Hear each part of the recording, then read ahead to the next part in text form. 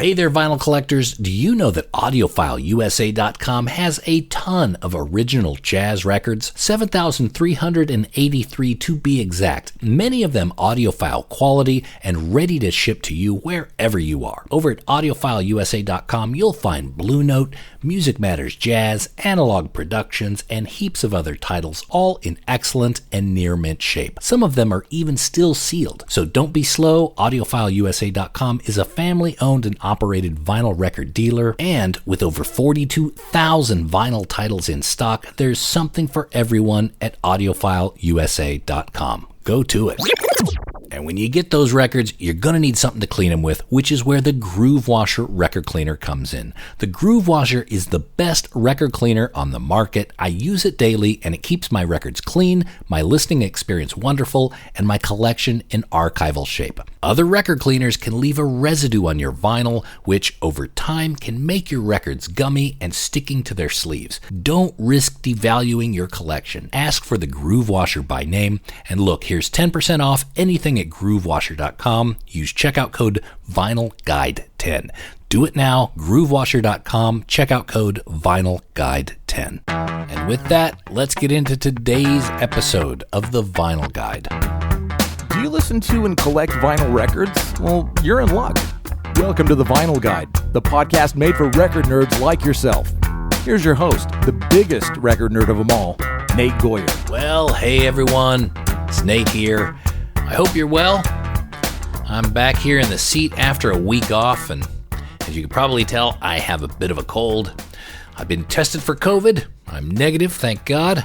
So I seem to be fine, but I just cannot shake this cough. Bit of a sore throat here. So hoping it'll be gone by the next episode, so wish me luck. Anyways, good to be back here in the hot seat. I've been home, like everyone else in the world probably, spinning records. I've been picking up some great vinyl on Bandcamp.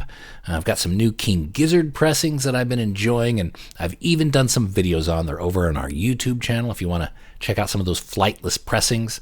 But overall, I'm just trying to stay healthy and well, and I hope you all are doing the same.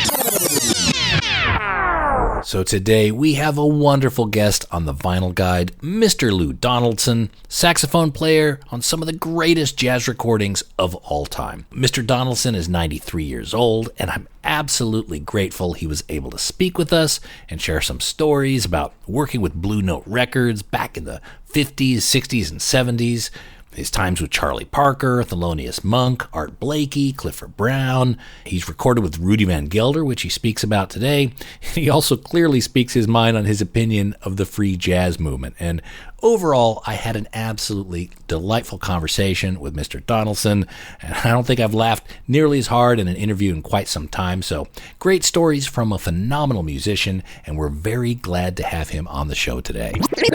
Now, what you're going to hear today is a big chunk of the interview I did with Mr. Donaldson, but I do have an extended version available for show patrons at patreon.com/vinylguide. Mr. Donaldson shares even more stories about playing live in New York, going from downtown to uptown clubs, getting guests on stage to sing with the band, and some very fun and informative extras, which you can only listen to by being a patron of the Vinyl Guide at patreon.com/vinylguide. Go up there, you can hear the extended interviews of many different episodes, not just this one. I put up secret episodes, you get early access to interviews, and heaps more. That's over at patreon.com/vinylguide. And by the way, if you enjoy our conversation with Mr. Lou Donaldson and you like jazz records, well, you are in luck. We have heaps of other episodes with the jazz community on the Vinyl Guide, including episode 224 with jazz legend Mr. Ron Carter, episode 173 with Michael Cascuna of Mosaic Records, lots of jazz vinyl talk on that one, episode 157 featuring Joe Harley, the architect of the Blue Note Records Tone Poet series. He's going to be sharing stories from the vaults of Blue Note. That's episode 157 of the Vinyl Guide. Don't miss that one. Episode 105 with the president of Blue Note Records himself, Mr. Don Was. Back to episode number 70, we spoke with Blue Note recording artist Larry Ridley. Lots of tales of early Blue Note and jazz history in there as well. And all of these episodes, plus tons more, are available anytime at thevinylguide.com, Apple Podcast, Spotify, Stitcher, Sonnet, or wherever you listen to podcasts.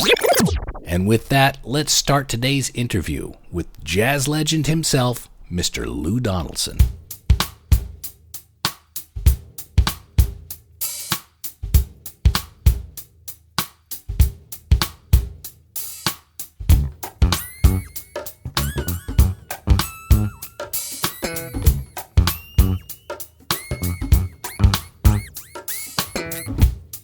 This week on the Vinyl Guide, we are here with Blue Note musician and jazz legend, Mr. Lou Donaldson, and I'm so excited to be speaking with him. Mr. Donaldson, how are you feeling today? Oh, pretty good. Good. Well, look, it's an honor to speak with you. I have many of your records. I've enjoyed your work for many years, and I'd love to talk to you about your records as well, the ones you made and the ones you love to play. Is that all right with you? Yes, all right. Excellent. Now, I understand when you were young, your mother was a music teacher, so you had a lot of music around the house. Did you have records in the house as a boy? No. No records. Okay. So your mom was a piano teacher, and Right. how did you come to play the alto sax? Well, the alto sax, I started with clarinet. Mm-hmm. The clarinet? Because I didn't want to play piano because she was too hard on the students. Mm-hmm. She had a switch, and when they missed a note, she drop them across the hands. So I never played. And one day when I was about 9 years old, she told me, said, you have more musical talent than anybody in this family. You should be playing piano. I said, not me. You didn't want that switch. So she went and switched to and got a clarinet for me to play.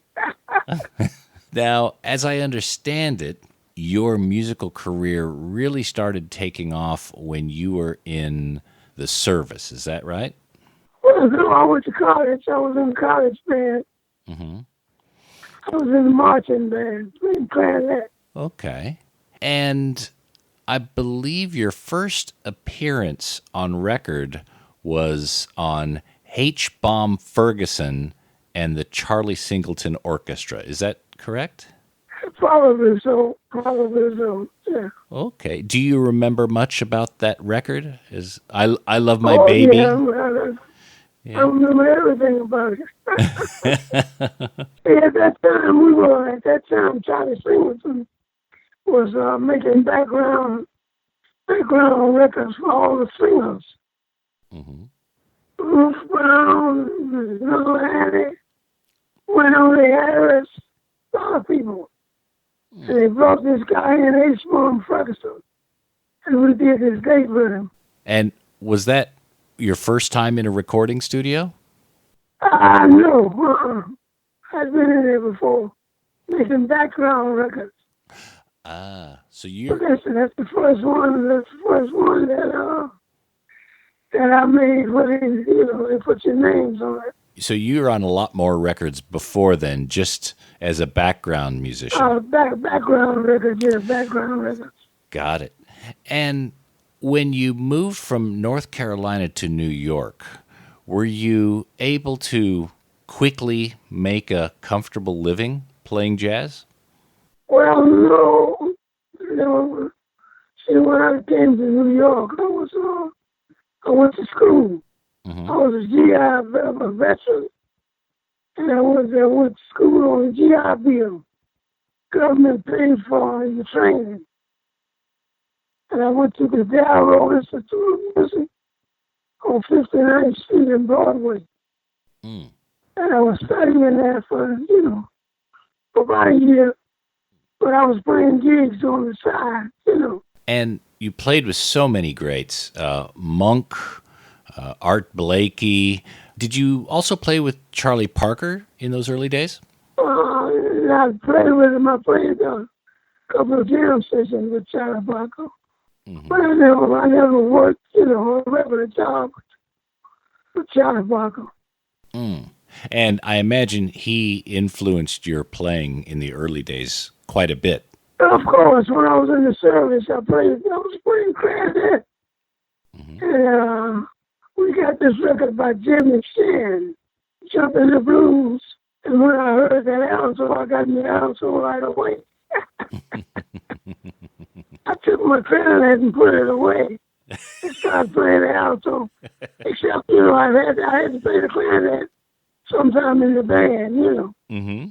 But if I had a solo, I'd always take it with the alto. Do you remember anything that Charlie Parker taught you back then, working with him? Oh, no, he didn't teach me anything, No, he didn't teach me anything. In fact, I had studied his records, and when we played together, at one time I played some of his stuff, and he told me, said, "Oh, that's some nice stuff you're playing." And I said, "Are you kidding me?" I said, "I got this off of one of your records." He acted like he didn't know it. He said, "Oh, yeah?" So how did you get discovered by the Blue Note guys? Well, what happened, I was playing Monday nights at Mitten's Playhouse. See, that's the night when the regular band is off, and I had the band.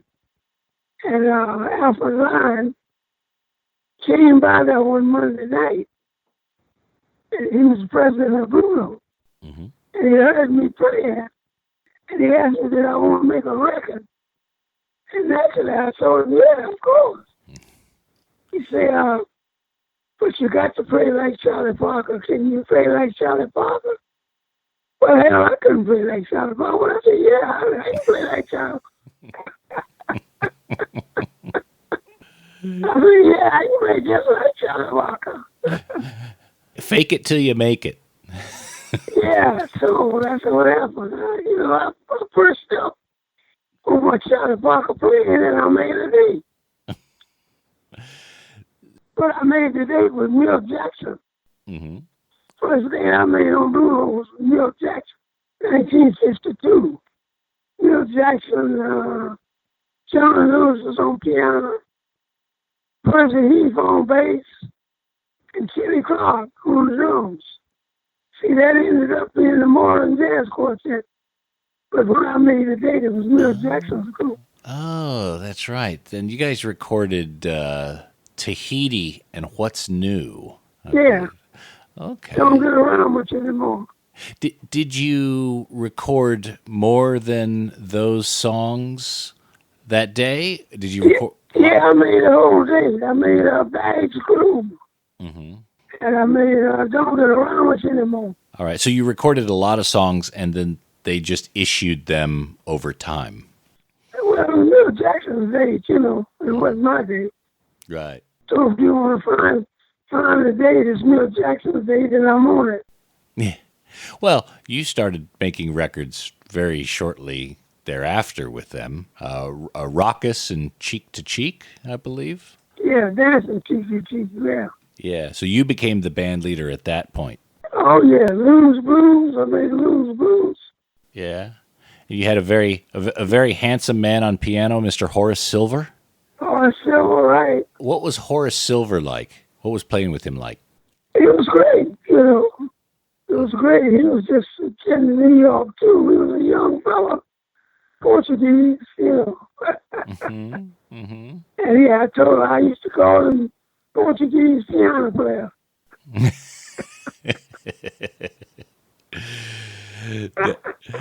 Now, at this time, did you ever go over to the Blue Note offices? Yeah, I went by there 2 or 3 times a week. Oh, okay. Were there records all over the place? Did they have a record player always playing music? Oh, yeah. Well, they didn't play music, but they had records stacked in there, And every day I went by there, I would see Monk there. Monk was there every day. And Monk was a junkie, Every day around 5 o'clock, they told me he came by there because that's when they closed the office and went to eat. And he showed up there every day to go get some food and some money, from them. So Monk always hung out at the Blue Note offices too. Was there a piano? Were there instruments in the Blue Note offices? No instruments. Okay. Monk used to come by there to get some money for his habit. Okay. So there was no music playing. It was all money and food. Oh, they had a record player there, of course, yeah. But they didn't play as much music. And this is on Lexington, I believe, at their address. Yeah. 59th and Lexington. When you made a record for Blue Note, did they give you a bunch of copies of it? No. I got probably one copy. One copy. Okay. They didn't give me a lot of copies of it. Okay. When you swung by the offices, they didn't say, "Oh, check out this artist," or "Here's an Art Blakey." They didn't give away many records. Oh, if you ask them for it, they give them to you. Okay. If you knew what you wanted, if you knew what you wanted. Mm-hmm. When you were recording for Blue Note, in the early days, they were still recording at WOR Studios. What was the environment at WOR like compared to Rudy Van Gelder's place? Well, Rudy Van Gelder recorded in his house. Mm-hmm. He started out recording in his house, in one room in his house. Mm-hmm. And Rudy Van Gelder was an optician. He was an eye doctor, and he brought this new equipment from Germany, and he got a different sound in other places. So it was different, much different.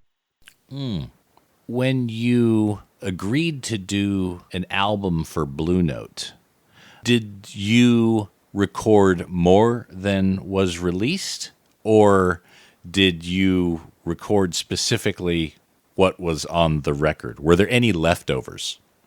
It might have been some more takes, you know. Sometimes we make a tape really right, so we make another take. So probably there was some leftovers of takes. Do you remember working on any artwork, or was that all done and you were surprised when you saw the record? Oh yeah, it was done by Frank Wolf. Frank Wolf was Alpha Line's partner. He did all the choreography and stuff. I didn't have anything to do with it. Okay. Except the pictures that I took, you know, to put on the album cover. Was Francis Wolf always walking around with a camera, or did he only break it out here and there? Yeah, he came around with a camera. That was his job, to make pictures. And when a record came out, did you do any record promotion? Did you sell any of the records at shows or go to record shops at all? No, I never did that. Sometimes we went to some of the disc jockey shows, and he would have an interview, and they played a record. But I never went around with records, you know, to sell. And what was the deal for a musician or a band leader? Did Blue Note pay a flat rate, or did you get a royalty for each one sold? Oh, no, we just got a flat rate. Mm-hmm. Flat rate. Back then, I think it was $125. Okay, $125 for a... It was a flat for the leader. Side man, I don't know what they got. It wasn't your problem. Because Blue Note was a cheap company, you know. Yeah. But boy, he did some great stuff. Now, as I understand it, you brought in a lot of musicians, including Grant. I brought in about 50 musicians. Some of the names I heard were Grant Green, Blue Mitchell. Yeah. Yeah. Lonnie Smith. Wow. Tom Bird. Clifford Brown. Sean Patton. And George Benson. Well, I brought in a lot of musicians, you know. Wow. And it probably wasn't too hard for you when you met a young musician that was good to say, "Hey, would you like to record a record for Blue Note?" That was very easy conversation, yeah? Oh yeah, it was very much. Now everybody wanted to record for Blue Note. Now, why did everyone want to record for Blue Note? What was exciting about Blue Note at the time? Well, cheap for one thing. And you didn't have to go through a lot of hassles with Alpha Line. Mm-hmm. He was like one of the guys, you know. Mm-hmm. Other record companies, you had to go through a lot of stuff, so people didn't want to bother around with them. But they were very popular records amongst jazz musicians, so everyone recognized at the time Blue Note was the place to be. But when I was there, there was just a few people there, you know. Mm. Later on, everybody only recorded for Blue Note. Mm-hmm. But when I was there, it wasn't like that. Just a couple of people there. One of the legendary recordings, and I was just enjoying it the other day, was the Art Blakey set at Birdland. Not only a great set of musicians, but Pee Wee Marquette as the MC. What do you remember about Pee Wee? Well, Pee Wee was a midget. Mm-hmm. He was about 4 feet tall. Mm-hmm. And he tried to hustle with musicians, you know. If you didn't give him 50 cents, a dollar, he wouldn't pronounce your name right, you know. He might call you anything, you know. Mm-hmm. But if you paid him off, he'd pronounce your name right. So you had to pay him off to pronounce your name right. Did he ever try? Yeah, just to get your name pronounced, you had to pay him. He didn't pay him. He said, "Oh, the alto saxophone player." You wouldn't even say your name. And that Birdland set had Clifford Brown on it as well. And Clifford Brown, you said you brought Clifford Brown to Blue Note, and you played with him. Yeah. Unfortunately, his life ended early. What can you tell us about Clifford Brown? Well, he was a genius, trumpet genius. And see, I had made a date with Clifford Brown about 3 months before the Birdland date. I made a date for Blue Note with Clifford Brown. With Brown speaks, stuff like that. It's about 3 months before that. And Clifford was a very studious guy. He didn't act like a musician, you know, because he came to work suit and tie. Mm-hmm. Yeah, he's a very serious guy, you know, mathematician. I always imagine a lot of the musicians would wear suit and ties to the gigs. Did they not dress up? A lot of them didn't dress up. I always dressed up. I always had a suit and tie. Mm-hmm. A lot of them never dressed up, you know. They come to the gig any kind of way. I guess it depends on your band leader, what your band leader wants you to do. Well, the band leader didn't care because Art Blakey, he didn't care. Oh, he didn't? Okay. He always dressed so sharp. I figured he Well, he had a suit on most of the time. playing drums. Whew, that's hot. Yeah. He was a bad man on the drums. Yeah. How was But he? actually, that date wasn't his band. You know, he said it, but it wasn't his band. No? No. Whose band was it? He just said that it was a Blue Note All-Star band. Blue Note All-Star band, music and all that stuff. Horace and myself got it together. See, we was going to use Art Taylor on drums, because Art was out of town in California. Oh. He had some trouble, and they didn't have enough money to get back to New York.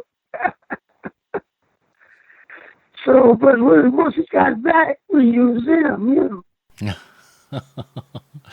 Wow. See, you should have given Pee Wee Marquette $1. It would have been the Lou Donaldson All-Stars. Yeah, you say that, you say The other musicians that you've played with, again, the list is endless. What was Thelonious Monk like as a friend and collaborator? Well, Thelonious Monk was, he was selling out. He was a junkie, you know. Mm-hmm. He didn't have much to say, and he would holler right out the parts when you would play. You had to memorize them from what he was playing. Mm-hmm. Sometimes he was right about it, and sometimes he wouldn't. And you had to always have a conversation to make sure you were playing the right stuff. And I'd ask him all the time, "Is this right, Monk?" He said, "Oh yeah, you're all right, you're all right."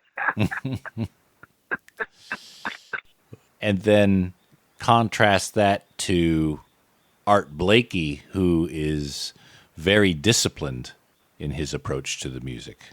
Well, disciplined with his drums, Mm-hmm. but he wasn't disciplined with the band. No? No, Okay. no. When you had a rehearsal, he played so good, you know, you want to give him a kiss. But once he got on the bandstand and the crowd came, and the women came, you know, and sit in the front row and put up their dresses over their knees, you heard nothing but drums. The drums got louder, tempos got faster, and I took a solo on every song. So everything changed. Now, the role of band leader in those days, it seemed to rotate around. Like, you'd play on Art Blakey's album, then he'd play on yours. Was the real difference who picked the music, or was there a bigger role for the band leader? No, it's just a date, you know. Okay. Whoever the band leader was the date. Usually the band leader would pick the music. Mm. I picked all the music for my dates. Did you tour a lot? How much? Not at that time. Not at that time. I started touring in the 60s. Mm-hmm. In the 50s, I was around New York most of the time. Now, you stuck with Blue Note for most of your career, and Yeah. a lot of other musicians didn't stick with Blue Note. You were there during the times of different owners after Alfred and Francis sold the company, after United Artists got it. What was the difference? What were the changes that you saw in Blue Note? Well, the difference in Blue Note was that once they sold the company wanted more commercial type music, because they wanted to compete with the record companies. Mm-hmm. Which is when Alfred Line had it. He didn't really try to compete with another record company. He just made what he liked, and that was it. But once it got sold, you had A&R men at the company, and they would want different kind of music. Something they could get on the jukebox, you know, or compete with other types of music. And so, did they start making suggestions or even telling you what songs to play or how to play them? Not really. But they would want something that they could use to sell, you know. Mm-hmm. They didn't really tell you what to play, except a couple of times, they had George Butler. He was an A&R man. And he wanted, this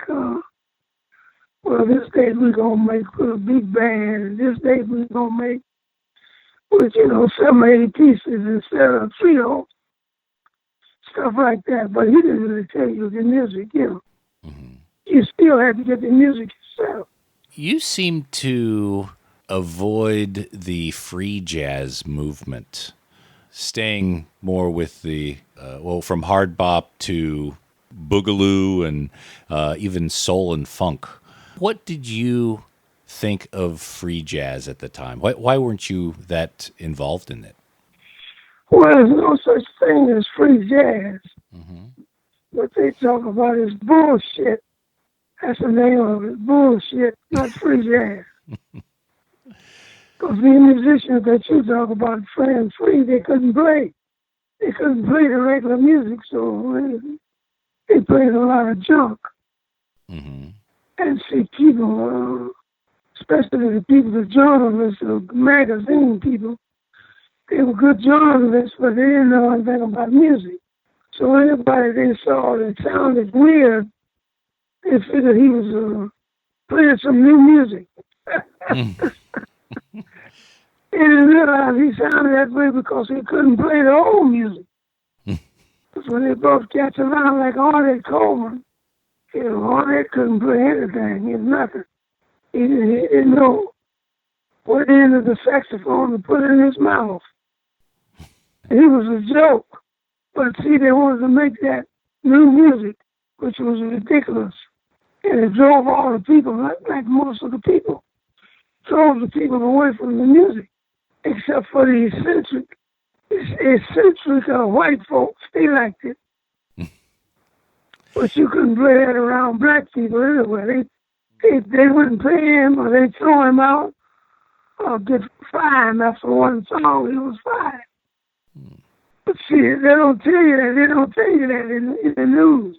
I guess what's fascinating to me is how people like Coltrane started trying on this new style.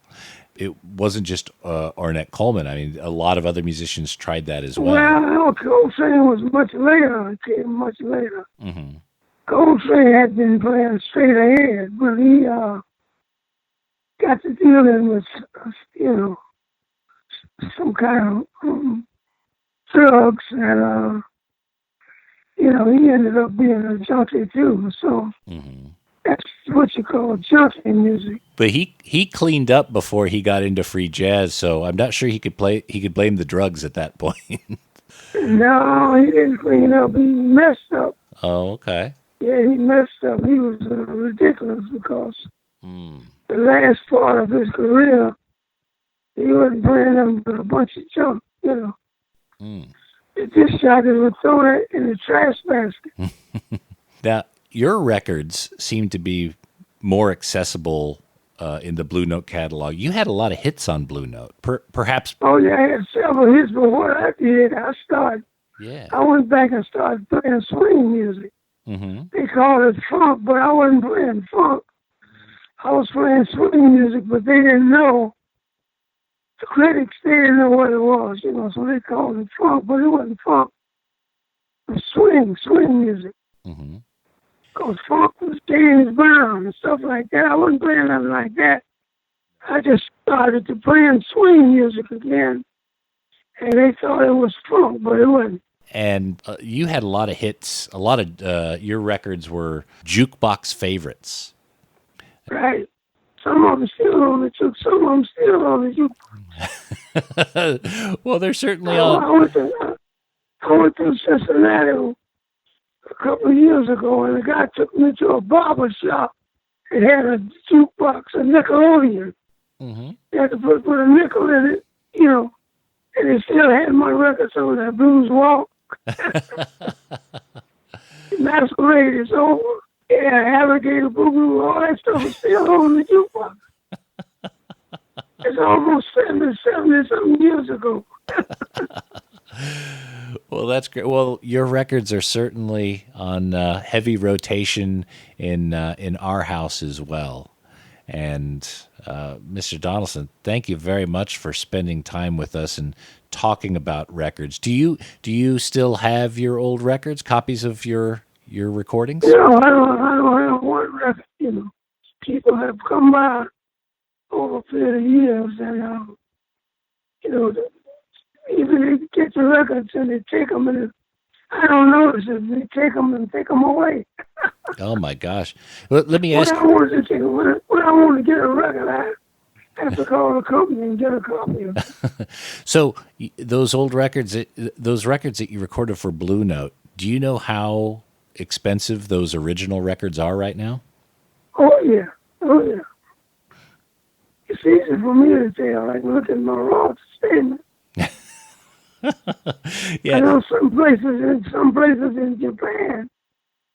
I was over there once, and I've been over there a lot of times, but one time I was over there, and the guy took me to this store, Mm-hmm. and I saw what was it? Something I had made. south of the border, I think. Mm-hmm. And it was selling for $140. Oh. The vinyl record, the 78. So let me tell you, that's on the low end of the scale.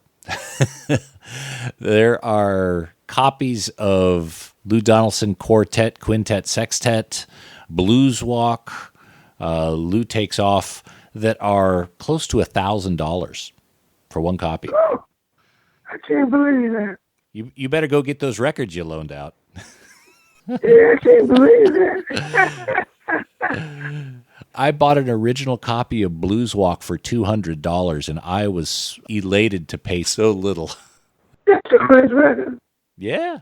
That's a great album. It's got a lot of good tunes on that one record. Absolutely. That's where I would recommend people start, but there's so many other good albums. Good Gracious, Sunny Side Up. Good Gracious is what I'm looking at this woman behind. That's right. What it was, she was my wife's hairdresser. Okay. Every time I take my wife to the beauty shop, I say, "Oh, this is a beautiful woman. Let her fix your hair." You're a brave man for not using your wife on the cover. Well, what happened is I told Blue Note about it, and I asked her if she want to make a cover picture. She said, "Yeah." So that's how we got her. And who is the woman on the cover of The Natural Soul? I'll have to see it. I can't really know that. Oh, okay. Doris? Whoever it was probably somebody I probably didn't know, but this woman I knew. Most of those pictures I didn't know the women. Do you have a favorite album or music of yours that you enjoy? No, I don't have any favorites. Mm-hmm. Best one I made though was Blues Walk, and the most popular one was Alligator Boogaloo. You know what I made most money? Yep, Alligator Boogaloo in '67. Yeah, Midnight Creeper, stuff like that. I love that period. That period of and it's not just yourself, but Grant Green and the guys that were around Blue Note around that time. The music seemed to be very soulful, as you said, swing, a little bit of funk in it. I really like that era. Yeah, I had good rhythm section, man. It keeps Mohammed. Mm-hmm. Great drummer. And I had a good organ player, Charles Irvin, Lonnie Smith, John Patton. Had some good guys playing. Melvin Sparks on guitar. And Blue Mitchell. And Blue Mitchell, of course. I call him Black Mitchell. Everybody calls him Blue.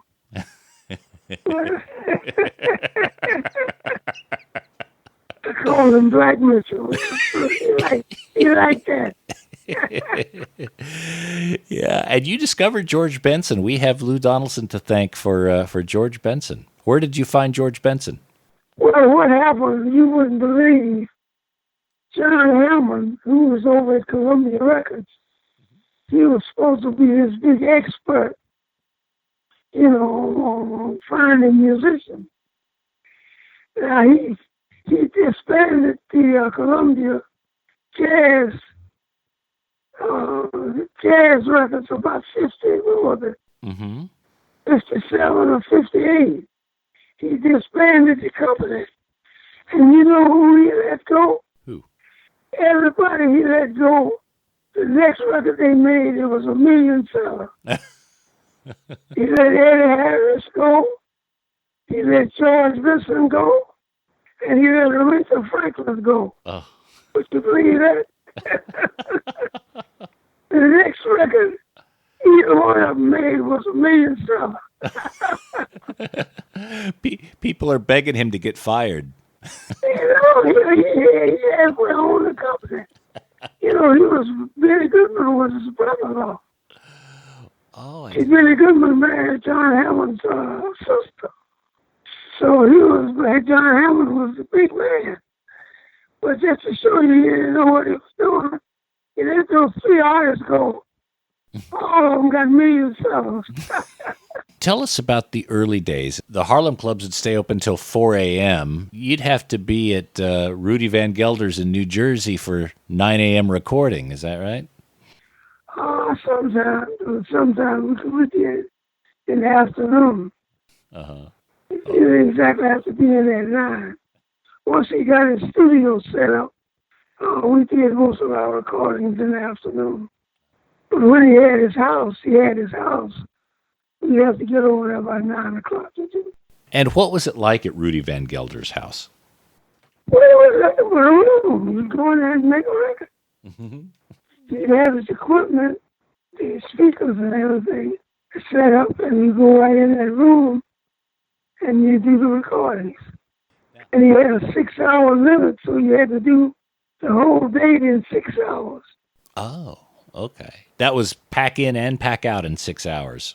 That's right. So it wasn't a whole lot of, going back and forth. You had to get it done in 6 hours. Do you remember if he had a record-cutting machine? Like, as a band leader, would you leave with an acetate of what you recorded? No, but I could have if I wanted to.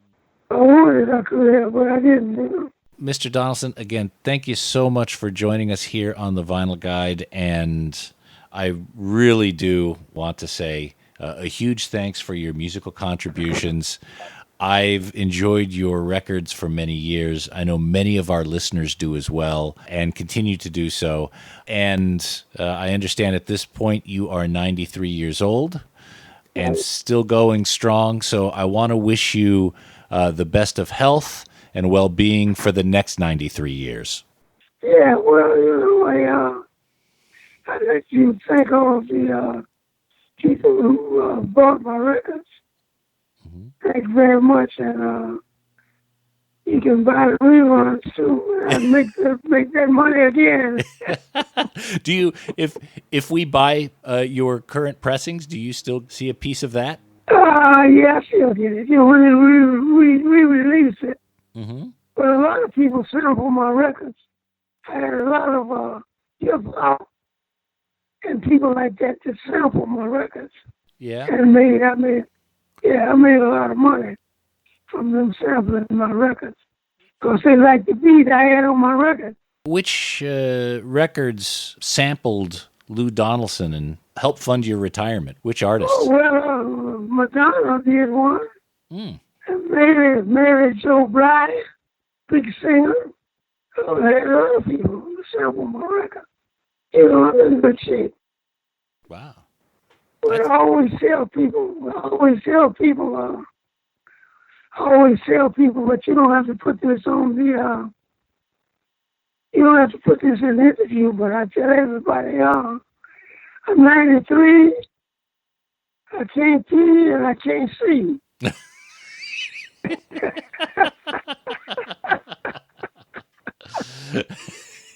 And war is me.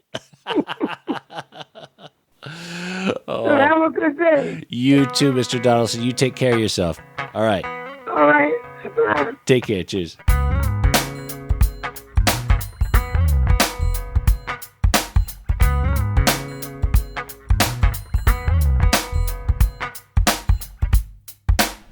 There we go. It's an absolute honor to speak with Mr. Lou Donaldson. Jazz legend. Absolutely. By the way, there's more where that came from. If you want to hear more of this interview, head up to patreon.com/vinylguide. Join our community, and you'll get the extended interview I had with Mr. Lou Donaldson. Lots more tales and laughs up there. Also, if you want to check out some Lou Donaldson on vinyl, there was a recent release on the Blue Note Tone Poet series of Mr. Shingling. Find that wherever you buy your records. Lou Donaldson, Mr. Shingling, the Tone Poet series from Blue Note Records. It sounds beautiful, and it's a fantastic record. Again, thank you very much, Mr. Donaldson. Ooh, I'm getting some thunder. You hear that? Nice. And that's it for this week's episode of The Vinyl Guide. Make sure you tell your friends about The Vinyl Guide podcast. Share this on social media, on your Facebook or tweet it out on Twitter. And if you have a few moments, please leave us a positive review on iTunes or Stitcher, wherever you get your podcasts. Log in and give us a 5 out of 5 or a 10 out of 10 and say something nice. That would be absolutely brilliant. We'll be back shortly with the brand new episode. So until we talk next time, keep spinning. Cheers. That's it for this episode of The Vinyl Guide. Send your thoughts to Nate at thevinylguide.com or follow or tag us on Instagram at Vinyl Guide. Until next time, keep spinning.